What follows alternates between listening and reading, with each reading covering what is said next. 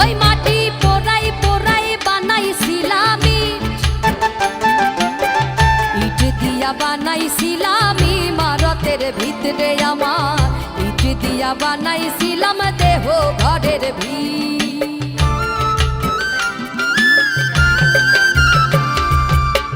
দেওয়ালের মাঝখানে হয় পাপ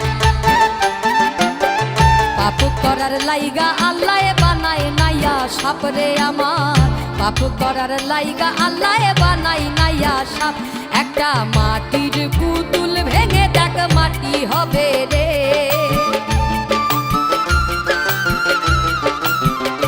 একটা মাটির